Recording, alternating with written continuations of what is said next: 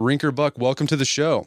Hey, it's great to be here. All right, so your book is The Oregon Trail, A New American Journey, and it is part memoir, part history book, and it's your travel log of you and your brother in a covered wagon, pulled by mules, and you guys do the Oregon Trail.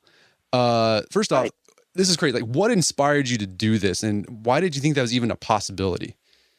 Well, what happened was I've always written a lot about history, and I'm one of these people that couldn't decide what I wanted to do with my life, be a writer or be a historian. So I've kind of done both. And I happened to be out working on an assignment as a journalist in Kansas, and I ran across a stretch of the trail, and I walked it. There's a lot of original ruts left of the 2,100-mile trail. About half of the original ruts are still there, and the rest is just a two-lane blacktop that you can follow very easily, and it's really still the Oregon Trail because it functions for those communities the same way. But at any rate, I became fascinated by the trail after walking the ruts and stopping at a couple sites.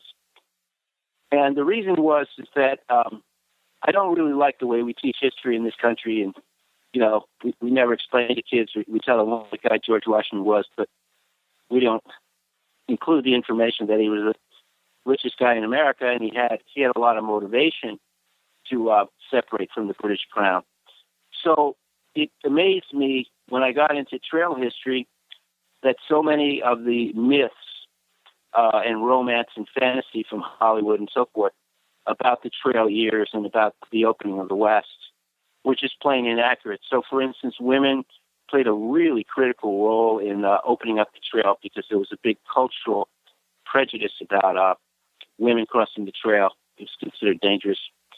And one particular woman, Narcissa Whitman, who I write about a lot, really opened up the trail. The Indians were friendly at first until we started slaughtering the buffalo in such numbers that they realized the end was near unless they became hostile. Religion played a much greater role in driving people to the trail than anyone would ever tell you in a history book, because historians tend to want to gloss over the fact that America was a very uncomfortable society, a very bitter society in the 19th century. There were huge religious battles over nonsensical doctrinal points in every small town, and people got sick of it, and they just decided, I'm going to move somewhere where I got a little bit more religious elbow room. And a lot of the wagon trains were actually formed by a group of Baptists, a group of Lutherans, and so forth. And it's hilarious to read the accounts because they get to a camping point and, oh, we've got to go another mile. I don't want to park for the night near those Methodists, So, and the outfitters were this classic American scammers. They forced the pioneers to overload the wagons, knowing full well that the pioneers would dump it off somewhere along the way, and then the outfitters could come along and pick it back up and bring it back to Independence or St. Joe and resell it to the next group of suckers. Yeah, so the trail fascinated. Excuse me. I was saying that, like people would pack pianos. Yeah, and right, they did pack pianos, and you could literally by the 1850s you could literally navigate all the way to California or Oregon along the Oregon Trail. The first 1,000 miles of the California Trail is the Oregon Trail, and just navigate your way just by the debris field. And that's literally true. So that fascinated me, and I wanted to write a book about the real trail instead of the myths that was passed down to us as school children. And then I came across in one of my history books a statement that the last documented crossing of the trail had occurred in 1909. And I said to myself, well, boy, that's a much better book. If the trail hasn't been crossed in over 100 years, why don't I just buy a team of mules and a covered wagon and go? And what happened was I had grown up on a horse farm where my dad was a wagon fancier. He was a horse and buggy guy. And we'd actually gone on a covered wagon trip as kids just between our farm in New Jersey and Pennsylvania, a much more modest adventure. But you know how childhood memories are and everything. It just enabled me. It just empowered me to feel that I could do it. And so it was pretty simple. I bought a team of mules and an old restored wagon and everything. And we left with my brother, who's much better horseman than I am. And it promptly stopped being simple the day we left. So it was simple to form the idea. Yeah, and we'll get into that. And I thought as I was reading this book, I learned so much about the Oregon Trail. And I'll admit, like before I read the book, I really didn't know much about the Oregon Trail.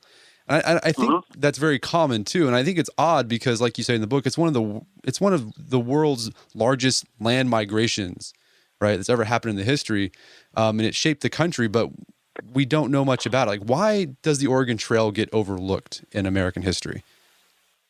So I think what happens is we sanitize a lot of history. There's a guy named Jim Lowen who's written a really excellent book called Lies My Teachers Told Me. And he talks about this process as heroification. In order to heroify someone and pass down a version of myth that school boards across the country accept, you have to sort of present the side of that person that's acceptable to the American public and to the kind of people who buy textbooks. So the Oregon Trail, I think, kind of got lost out because the curriculum there's so many other important periods they have to deal with. But also, the historians really didn't want to deal with what really happened on the trail. Religious squabbling, huge armed battles, literally, between the Mormons and the non-Mormon Christians, a huge amount of scamming by the outfitters, very dishonest business practices like, we'd see today or Ralph Nader would rant on about. The pioneers knew they were drinking bad water that was causing dysentery and also gave them cholera and killed them. And there was actually enough medicine around, enough science around to begin to understand why that was so. But they continued to drink the bad water because it was all they had. Things like that. And I think maybe the trail was just too complex, too violent, too difficult. All the things that I describe in my book, Yeah. Pass on. What history book writers want to pass on is something that's simple, a myth that's simple. They don't want questions at the end. They want to answer everything. And in fact, history is an enigma. Sometimes there are not answers. Yeah, so sometimes it's much more complex and much more nuanced.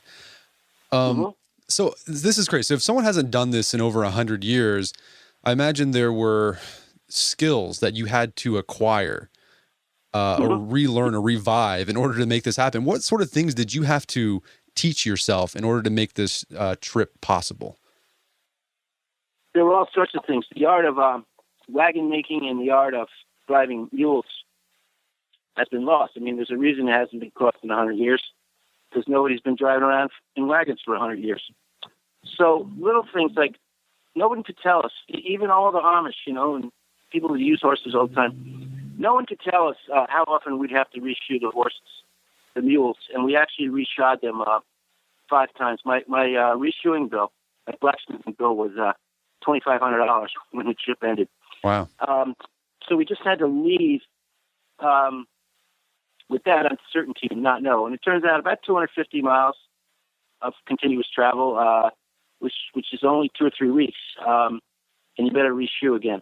We had a really good wagon restorer in Kansas. The guy did a really great job getting our wagon together and I designed and he built for me something called the Trail Pup, which was a 2-wheel commissary cart that we towed behind the main covered wagon so that we wouldn't have to have any motorized support. We could just carry all our provisions with us and a lot of water. But he had no idea. In fact, in the 19th century, I later studied up on it, but in the 19th century, they always had an old shoe or an old piece of saddle leather or something on their wooden brake shoes so that the wooden brake shoe, the oak brake shoe hitting the iron tire rim wouldn't wear through. And, our wagon guy said, we said, well, we think we're going to need brake linings in these. Those wooden brakes will last you all the way to Oregon. Well, they didn't last us 100 miles. So we had to find some thresher belt. The Amish were absolutely convinced that we would hook our 3 mules up. We hooked up 3 abreast with something called a jockey stick, which you just have 2 horse lines, and then you connect the 3rd mule just with a stick between the bits, which is how the Amish do it in their fields. And that was totally wrong, 100% wrong. about 3 days after about 3 days on the trip, as soon as we got out of sight of the Amish, we called a harness maker in New Hampshire and said, "Hey, can you ship us three horse lines, to this following address? We'll be there in a week or something." And it changed the trip dramatically. So things like that. I mean, learning that. There were stretches in Wyoming where it's 50 miles between the rivers, and we had to carry all our water. We would have to go 50 miles in a single day to get to water. And everyone said, "There's no way you can get 50 miles in a single day. You can't do it. You're going to have motorized support." And we said, "Well, we're not going to have motorized support." And, I learned to navigate across the desert, straight across the desert, using certain landmarks and hawks and where the hawks were, because the hawks were always near where the prairie dogs are, and the prairie dogs are always near the river cultures, things like that. And we had several days where we did 42, 50 miles because we had to get to water by the end of the day. We couldn't wake up without water in the morning to have enough water for our mules. There was a lot of places. The trail's pretty well marked across the country, but they don't always mark it at an intersection. So you come to a Y in the road, and the actual trail marker is another mile or two down. Well, with a covered wagon, that's an hour's trip, and it's really hard to turn them around to go back because the guys who mark the trail do them with pickup trucks and ATVs and that kind of thing. So I had to learn to dead reckon and land navigate. It was a mistake. We should have brought a horse along so that I could ride ahead and scout trail. I ended up scouting about 700 miles of trail on foot. This is something I never, I walked a third of the trail just to figure out where we were, And I guess the last thing I would say is, the pioneers had a covered wagon train for a reason. You have 50 wagons, 100 wagons, and you have all that labor. You got all those men. You got all the kids. You get to a steep place like California Hill or Rocky Ridge, really dangerous places for a wagon. One's in Nebraska, the other's in Wyoming. And, the pioneers unload the wagons, the kids and the young teenage girls and everything, carry all the bedsteads and roll the barrels of pork and everything up the hill. Now you have a light wagon, you double team, you put 2 or 3 teams on a single wagon and pull up a light wagon, and you've got all that labor to do it. Stupid Rinker, the dumbest jackass in the world, he goes, "Oh, well, I'll figure that out when I get to California Hill." And it was really brutal getting up those places because we didn't have a covered wagon train to help us. And I also figured out after we got to the top of California Hill, which is above the Platte River in Mules, Nebraska, that I could very easily have gotten about 1,000 pounds off that wagon, leaving some hay behind because there was plenty of hay up on top. I could get rid of my water because, water weighs 8 pounds a gallon. I could have gotten rid of about 700 or 800 pounds of water, left our feed behind and everything, because I knew there were ranches up on top of the plateau where I would be able to replenish that stuff. Or I could have gone back the next day with borrowed a pickup truck or something, and gotten all my hay and stuff. But like a jackass, I just let my brother talk me into, "Hey, we can get up there." And then we got up to the first level, and it's holy, we're not going to, whoa, But somehow we struggled and we made it. So there were just tons of things that you couldn't learn before you left. You just had to teach yourself along the way. And the theme of the journey really for us was, and I talk about this in the book, is you got to learn to live with uncertainty. And if the art of horsemanship and traveling by covered wagon hasn't been done in 100 years, there's all kinds of really important things like, brake pads. Yeah. That you got to teach yourself along the way. Yeah, I love that theme of uncertainty because I think it's something that us in our 21st century society and culture, where anything we want, we can get at a push of a button, literally. Right. We have so much certainty in our lives, and I feel like our pioneer forebears, they really learned how to manage or live with uncertainty. Yeah, and many of them had moved their farms 3 or 4 times, but by the time he was 21, Abraham Lincoln had lived on 5 different farms, and his experience was by no means unusual. So people lived with uncertainty then. You'd stake out a claim, you'd ranch it, you'd do whatever you had to, and 5 or 6 years later, economic conditions had changed, and you had to do something else. So people learn to live with uncertainty. And I kind of feel sorry for our culture today, especially the millennials and the young kids, because the whole system has been geared up and distorted to give them certainty. You know, well, this is my major in college, and I have to do two student internships, which is basically a form of culture, corporate slavery, you know, like unpaid internships. And so they do that, and then that means I can get a job at Google, or it's not Google, it'll be in some other entrepreneurial startup out in Silicon Valley, blah, blah, blah. And their whole life, everything's done. I know exactly what I'm going to be doing, you know. And to me, that's a terrible way to live. You know, go off and take some adventure where you're not certain of the outcome.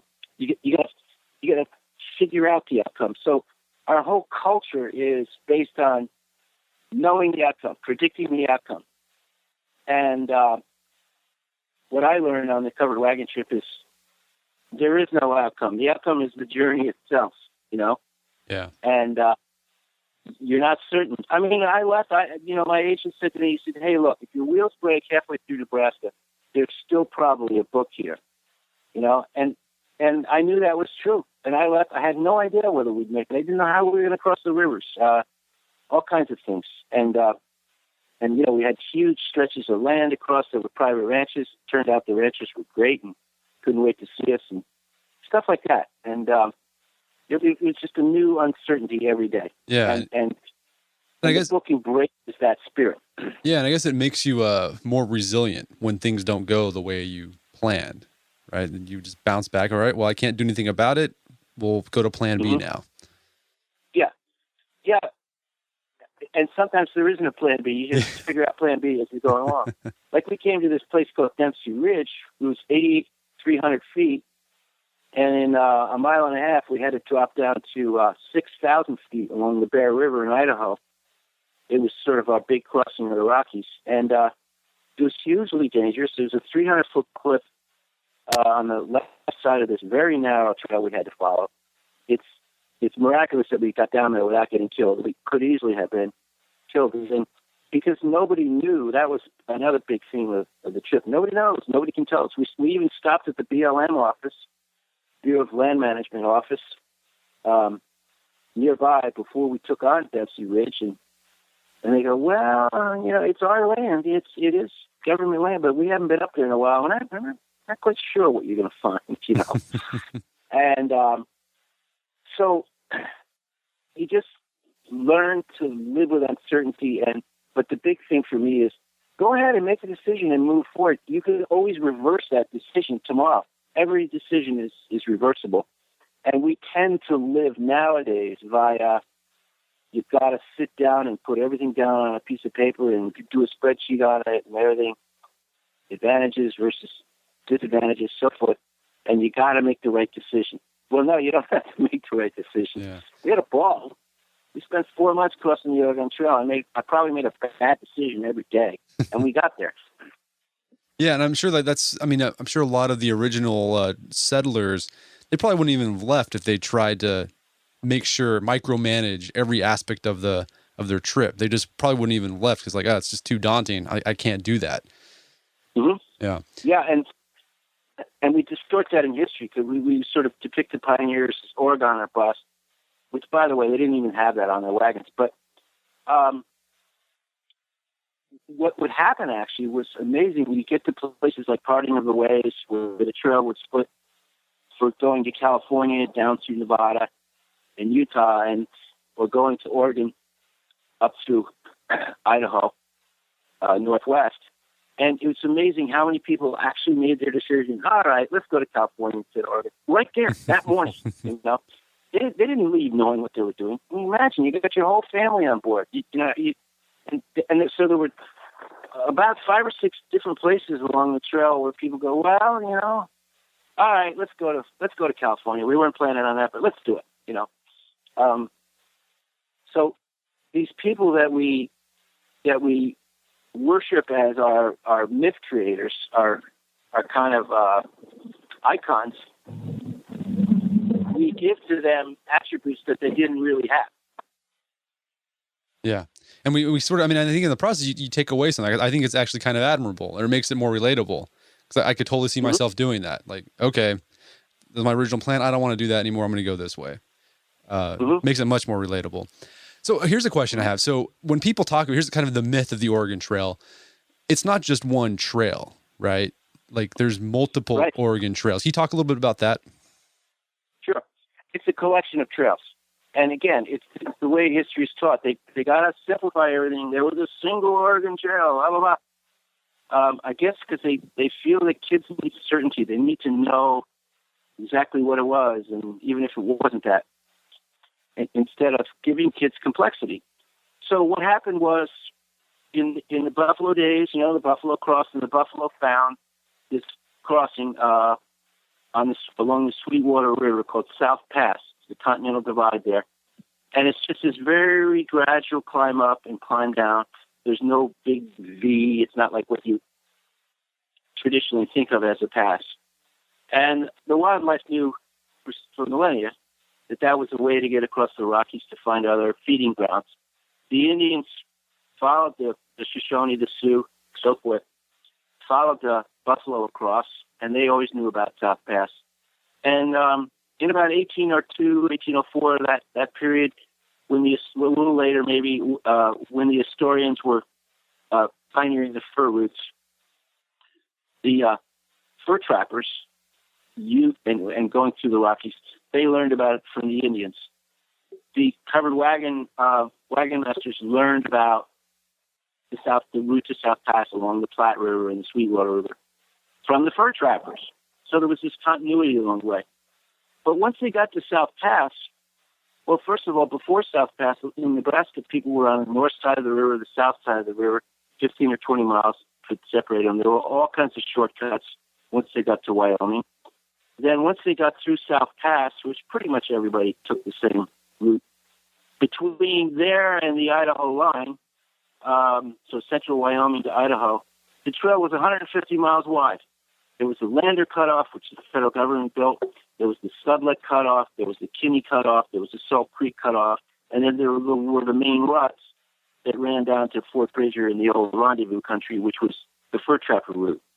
And then you get into Idaho and so forth, and there were tons and tons of cutoffs because if the Indians were not very hospitable during one year or another, they might go on the south side of the Snake River and so forth. So there's 40 major cutoffs. We took a lot of them. We took the Sublette Cutoff. A flood at a place called Willow Creek blocked us from going. We couldn't cross Willow Creek, so we had to take the Seminole Cutoff, which I knew was there but isn't really marked nowadays, but I managed to find it. And the whole thing was, the Oregon Trail was a collection of trails. It's a collection of cutoffs. Most of the cutoffs, the Seminole Cutoff, the Sublette Cutoff, the Lander Road, were more heavily traveled after they were blazed than the original Oregon Trail routes themselves. So I explained all of that in the book, and it was actually one of the biggest revelations for me because I thought too, just one trail. Yeah. No, it's an associated terrain. It's a broad avenue to the west that the pioneers followed to new futures in either the Pacific Northwest or California. Okay, so one of the main characters in the book, it's you and your brother. And we'll talk about your brother in a bit because he's a character. Yeah. But the other ones that I grew to love were the mules. Mm-hmm. Right. And it's funny because like you used mules, and I'm accustomed to seeing these picturesque pictures of paintings of covered wagons being pulled by oxen. And if I'm a child of the '80s, I played Oregon Trail. You use oxen in the video game. Mm-hmm. So why mules? Okay, so oxen were probably slightly more. Some historians would say maybe about a 60% more common draft animal than mules. Horses were eliminated, and that's why all these stupid John Wayne movies, Wagon Train, and all. They have these beautifully matched Belgian or Percheron horses. There's no way you would use a horse, and I explain all that in the book, because they just don't have the stamina, and they've got about 1,000 extra pounds of weight that the mules don't have. The oxen were more common, but only by maybe a slight fraction. And the reason I didn't want to use the oxen is you got to walk along beside them and crack the bullwhip and everything. And I know equines. I don't know. I'd never traveled with mules before, but I figured I could learn to drive mules. But I couldn't imagine old Rinker standing there, harnessing, yoking up Sally, the ox, and talking her into it. The other reason that mules were preferred by people who could afford them, the oxen were cheaper, but mules were preferred because they're a lot faster. A mule travels at you spend most of the day at a pretty, what they call a fast walk. That's about 4 miles, 4.5 miles an hour. So you can do 25, 30 miles a day pretty easily. Oxen move at about 2.5 miles an hour, and they're just very ponderous and slow. They're very strong and very reliable, but ponderous and slow. So, and there's a whole chapter in the book. I probably shouldn't waste the time here, but there's a whole chapter in the book about how the mule developed and how it was really the mule that made America. The mule created America, and it's a very unique story about how they got here and how we were finally able to learn to breed them and so forth. Yeah, I thought that was one of the most interesting parts of the book because people, being in the South, people typically think of the mule sort of like this like hick thing, right? Like it's what, right? But like most of the mules in America, right? Am I correct? Like they came from George Washington's original stock. Right. After the American Revolution, America was finally able to begin importing these things called the mammoth jacks, which is what you breed to a female horse to get a big draft mule. And we did not have, as a country, access to the mammoth jacks prior to the American Revolution because the two countries that controlled that breed, which was Spain and France, wouldn't allow the trade of those mammoth jacks. It wouldn't allow any to come to the country because they were, of course, engaged in not only a war, but a trade war with Britain, and they were going to help the British colonies.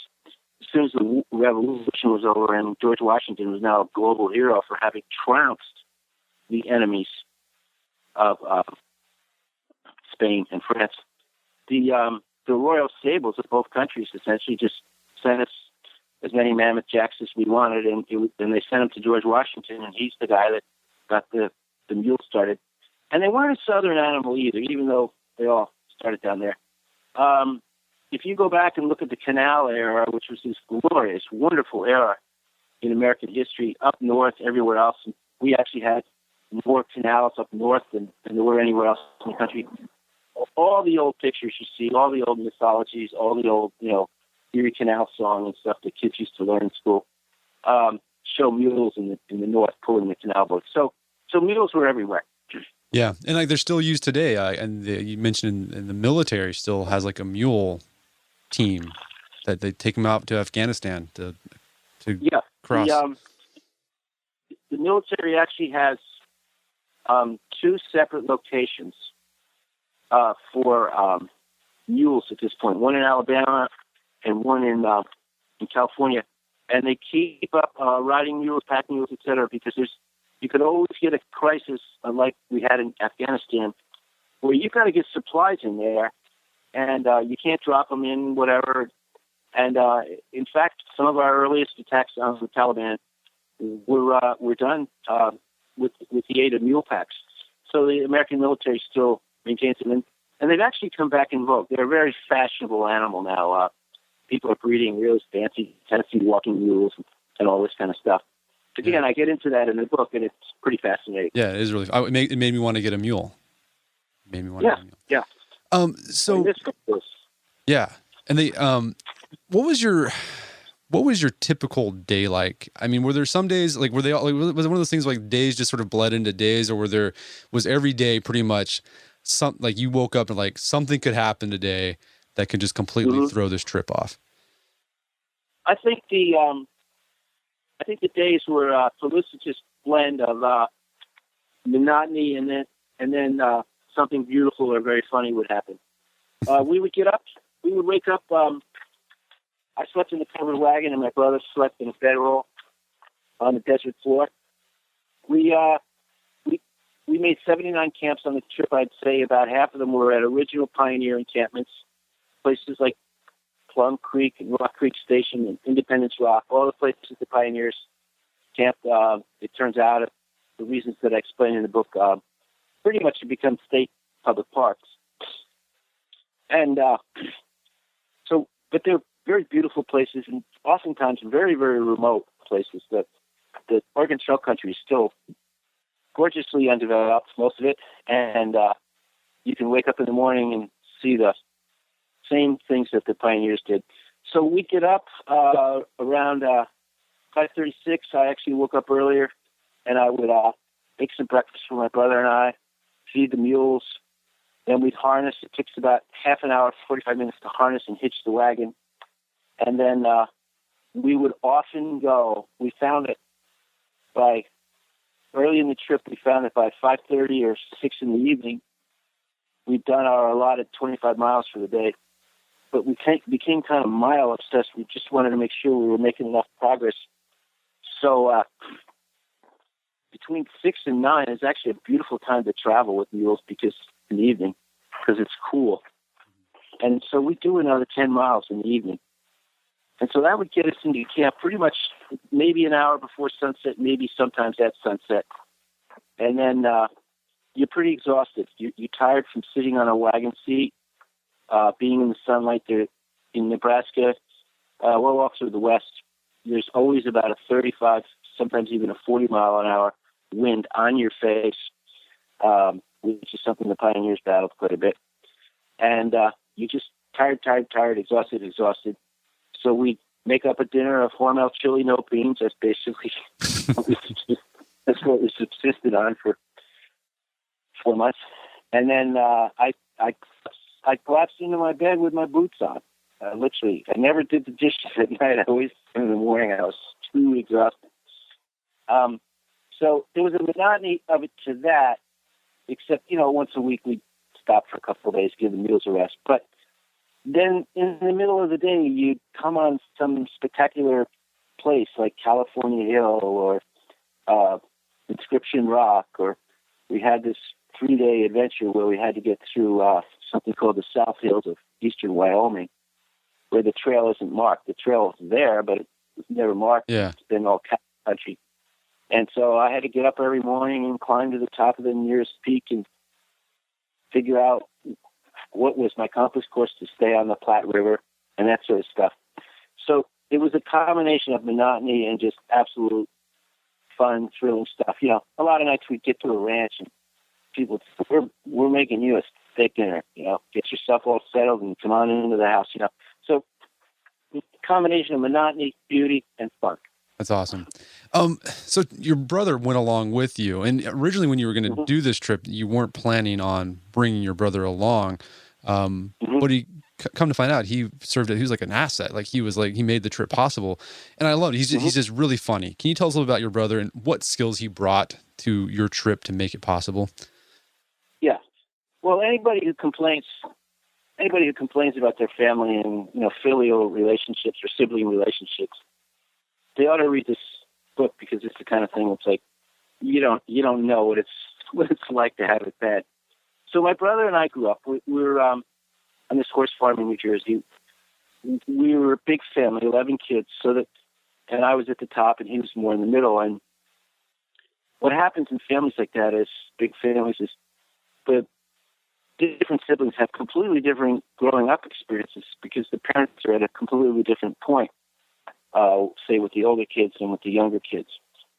So in my family, Nick was the guy that turned out. There's a couple others too, but Nick was one of the ones that turned out. I went to college and considered myself sort of a refined person. And you come to my house and I have antiques. You go into Nick's house. If it's an antique, it's really an antique. And he's basically sort of a defiantly, assertively blue-collar guy. And he builds houses and fixes up barns and stuff like that for people. But he's also extraordinarily adroit at wagon mechanics. He's one of the few people I've ever heard of. He made a living for 10 years, a very good living, driving sleighs at a New Hampshire ski resort to cart people around. And then during the summer, he was a fisherman in Alaska. He worked in the Alaska fishery. So he has this brilliant mechanical background and mule driving experience and everything. But the big personality difference between us is he just considers, anybody who's wasted their life to the extent of getting a college education, they're inherently stupid, Like, he was talking to a friend of his once. I overheard it because he has a loud voice. And his friend was saying, well, I don't know. I met your brother Rinker. He seems like a nice guy, It's obvious that he reads a lot of books. And Nick said to him, oh, no, it's much worse than that. Much worse. He writes books, So we're basically incompatible, very different people, And a lot of the book was about, and yes, it's true, without him, I wouldn't have been able to make it because he could fix things. Our wheels would break, parts of the wagon would break, the mules would run away, all this stuff. And Nick could fix them and handle the mules and stuff a lot better than I could. But there was a clear division of labor. But the point is that we had to conquer our personality differences. I had to learn to just ignore the insults and the behavior and so forth. And he had to learn to endure, my,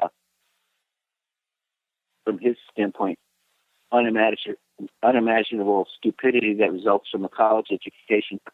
And the book is really about how two siblings who have a lot in common, but who have very different personalities, conquer those differences to make the journey happen. Yeah, yeah. I mean, and you had to, right? You had no choice. And I'm sure that's why, that happened with the early travelers as well, the early pioneers. There probably was a lot of personality differences, but they're like, all right, got to get over that because we got to make this happen. Whereas today, if you don't like your sibling, well, you can just go to another state or go to another room if you're still living with your parents. Yeah, it's a good point because it's something we don't talk about with the pioneers.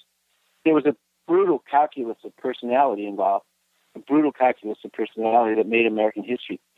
What if you get in your Civil War, you don't get along with the guys? What if you get in on the Oregon Trail and you don't get along with people because so many people were randomly, diversely thrown together? It's coping skills. It's coping skills that makes you successful. And the book's about that a lot. Yeah. So, I mean, what was the end of the trip like? So you 4 months. Was it like, did you feel a sense of accomplishment? Or I can imagine me doing something like that and I would get, be really excited for the ending. Then the ending would come and I'd be like, well, that wasn't, it's sort of anticlimactic. I mean, what was the end of the trip like for you? The end of the trip was a great feeling of accomplishment because so many people thought I was crazy to do it. And they said, you don't really know what you're doing, you've driven wagons and all that, but you don't know what you're doing. You're not brutal and rugged enough and so forth. And so it was a great feeling of accomplishment that we actually got a team of mules and a covered wagon to Oregon, despite all the hazards we ran into. We haven't talked about the times the wagon broke and things. But it was mixed with depression, actually, because I wanted to live out on that trail forever. I loved, the romance of being out in this beautiful open plains and Rocky Mountains of the American West, which are really quite unchanged. I mean, they're just the same beautiful vistas that the pioneers saw. And sorry, there's an airplane taking off here.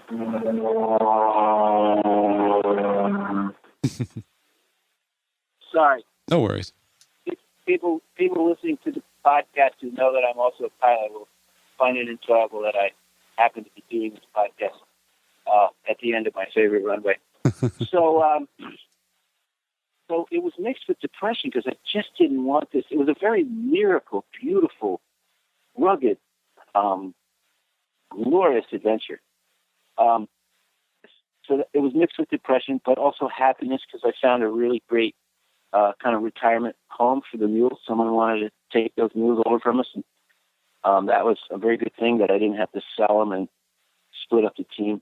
And then maybe the last source of depression is, and you probably know this a little bit, is, oh crap, now I got to go home and write this book. The book's going to be tougher All right. Well, I mean, okay, I just had one last question Sure. before we go. I mean, what was, this is the Art of Manliness podcast. Did you learn anything about being a man, right, while going on this trip? Or was there some life lesson that you took from this trip that you're carrying with you today? Sure. First of all, I think that my brother and I are really, really rugged, and we just have this ability to just go on all day, and no matter how hot we are and how much sun and wind is affecting us, because we grew up on a farm and that sort of thing.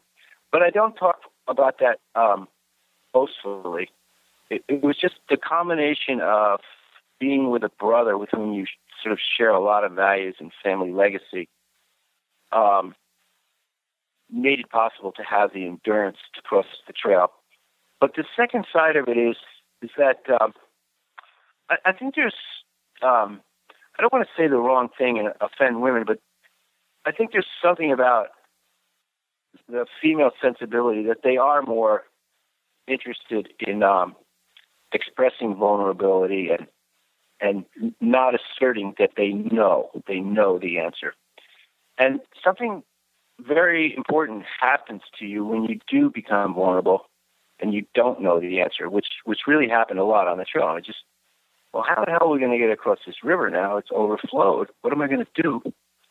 And in the sort of back of my mind, I remember, well, there is a cutoff in this area that I might be able to take it fine. But what happens when you express vulnerability, and what happens when you adopt an attitude of, I don't really know, instead of this manly thing, is that your mind suddenly opens up to all the possibilities of other things that you could think of or try. In other words, whatever that chemical is that flows through your body, the opposite of adrenaline, say, that makes you open to exploring things, actually opens up the intellectual possibilities of what you can achieve in this situation. And so I learned that there was a very manly side, of course, just endurance, not worrying about taking showers. It took us 29 days to cross Wyoming, and we only had 3 showers the whole time. Perseverance, being able to hold mules back when they're trying to run away on you and stuff. But that was only half of it. The other half of it was not being arrogant, not being masculine, not being certain, and just allowing situations to define themselves and to have a very open, inquiring mind. So that's probably, I'm not saying that's the big change, but it was certainly the big personality split that was reinforced by traveling the Oregon Trail. Fantastic. Well, Rinker, your book is fantastic. I want all my readers to go out there and get it because it's just a fun read, and you're going to learn a lot along the way. Thank you so much for your time. It's been a pleasure. My guest today was Rinker Buck. He's the author of the book, The Oregon Trail, A New American Journey. You can find that on Amazon.com. And really, if you love history, go pick this book up. I learned a lot about American history through this book that I didn't know about. And it's just a fun read. I mean, I laughed out loud several times while reading this book. Again, Oregon Trail, go check it out.